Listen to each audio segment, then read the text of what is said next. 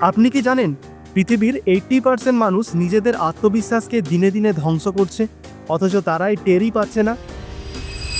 ভাবুন তো, চাকরির ইন্টারভিউতে, প্রেমের প্রস্তাবে কিংবা জনসম্মুখে কথা বলার সময় যদি আপনার আত্মবিশ্বাস ভেঙে পড়ে যায়, তাহলে জীবনটা কেমন হবে? আজ আমি আপনাকে বলবো সেই 3টি মারাত্মক ভুল যেগুলো ধীরে ধীরে আপনার আত্মবিশ্বাসকে মেরে ফেলছে। আর বিশ্বাস করুন, আপনি যদি এইগুলো এখনই না বদলান, পুরো জীবনটাই আফসোসে ফেটে যাবে। আমাদের বেশিরভাগ মানুষই ভাবে আত্মবিশ্বাস জন্মগত। কেউ জন্মগতভাবেই সাহসী, কেউ ভীতু। কিন্তু আসল সত্য হলো, আত্মবিশ্বাস গড়ে ওঠে প্রতিদিনের অভ্যাস থেকে। আর এইখানেই সমস্যা। আমরা প্রতিদিন এমন কিছু ভুল করি যেগুলো অজান্তেই আমাদের ভেতরের শক্তিকে দুর্বল করে দেয়।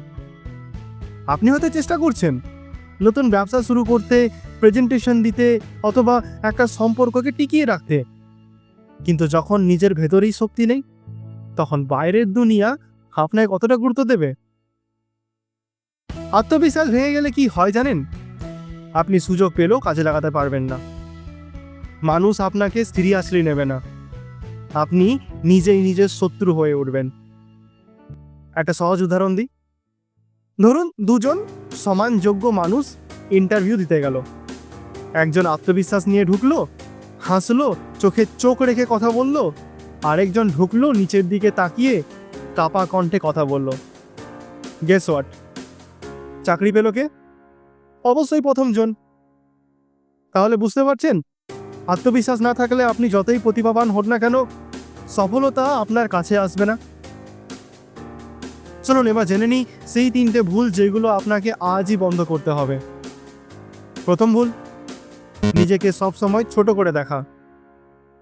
আমাদের অনেকেরই অভ্যাস আছে বারবার ভাবা, আমি পারবো না, ওরা আমার চেয়ে ভালো, আমার কিই বা মূল্য আছে। এটা সবথেকে বড় বিষ। সলিউশন: প্রতিদিন সকালে আয়নার সামনে দাঁড়িয়ে নিজের ভালো দিকগুলোকে মনে করিয়ে দিন।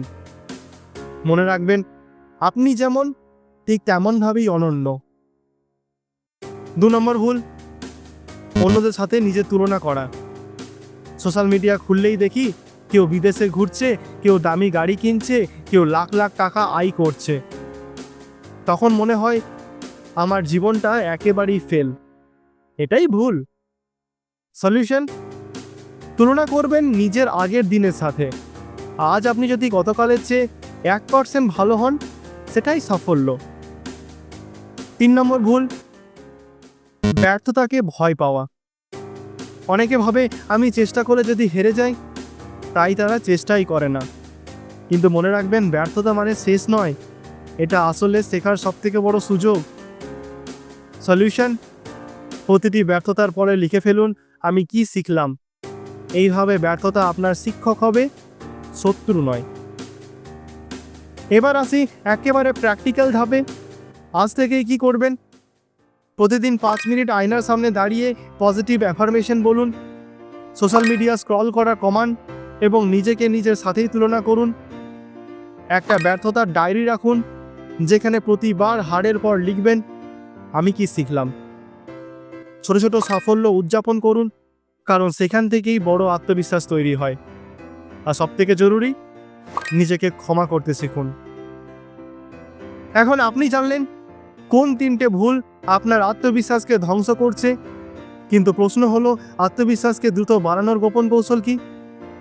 একটা মাইন্ড হ্যাক আছে, যেটা ব্যবহার করলে মাত্র 30 সেকেন্ডে আপনার আত্মবিশ্বাস 3 গুণ হয়ে যাবে।